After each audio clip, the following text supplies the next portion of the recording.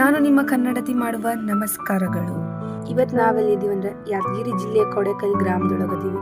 ಯಾಕಂದ್ರೆ ಇಲ್ಲಿ ಇರ್ತಕ್ಕಂಥ ಪ್ರಸಿದ್ಧವಾದ ದೇವಾಲಯವನ್ನು ನೋಡಕ್ ಬಂದೀವಿ. ನಾನು ನಮ್ಮ ತಂಗಿ ಮತ್ತೆ ನಮ್ಮ ಅಜ್ಜಿ ಮೂವರು ಸೇರಿ ಹೋಗಿದ್ವಿ. ಗುಡಿ ತೋರಿಸ್ತೇನೆ ಬರ್ರಿ. ಯಾದಗಿರಿ ಡಿಸ್ಟಿಕ್ ಒಳಗೆ ಇದನ್ನ ದಕ್ಷಿಣ ಕಾಶಿ ಅಂತಾನ ಕರೀತಾರ್ರಿ. ದೇವಸ್ಥಾನ ಎಲ್ಲ ತೋರಿಸ್ತೇನೆ ಬರ್ರಿ.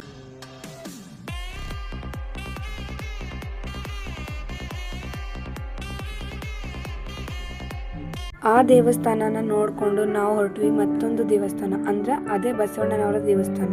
ಹೋಗುವಾಗ ಸ್ಪೆಷಲ್ ಆಗಿ ನಮ್ಮ ತಂಗಿನ ಮೀಟ್ ಮಾಡಕ್ಕಂತ ಬಂದಿದ್ರು ನೋಡ್ರಿ ಇವರು. ಟೈಮು ಆಗಿತ್ತಂತ ಪಟ ರೋಡೊಳಗೆಲ್ಲ ಕಾಮಿಡಿ ಮಾಡ್ಕೊಂಡು ನಾವು ಹೊಂಟ್ವಿ. ಇದನ್ನ ನೋಡ್ರಿ ಕಾಲಜ್ಞಾನ ಬರೆದ ಸ್ಥಳ.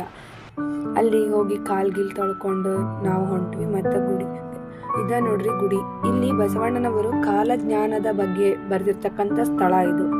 ಅದಕ್ಕಾಗಿ ಕಾಲಜ್ಞಾನ ಬಸವಣ್ಣ ಅಂತ ಕರೀತಾರ ದೇವಸ್ಥಾನ ನೋಡಿ.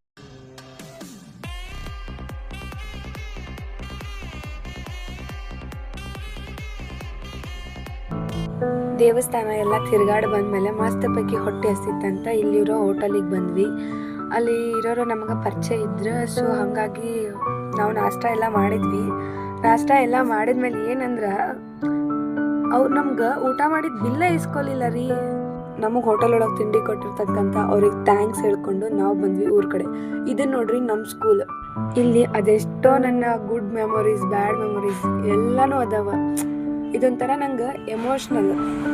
ಸೊ ನಾನು ಕಲ್ತಿದ್ದೆ ಇದೇ ಊರಾಗ, ಇದೇ ನಮ್ಮ ಸ್ಕೂಲ್ ನೋಡ್ರಿ. ಮತ್ತೆ ನೆಕ್ಸ್ಟ್ ವಿಡಿಯೋ ಒಳಗೆ ಸಿಗ್ತೀನಿ. ಅಲ್ಲಿವರೆಗೂ ಲೈಕ್ ಮಾಡಿ, ಫಾಲೋ ಮಾಡಿ, ಶೇರ್ ಮಾಡಿ.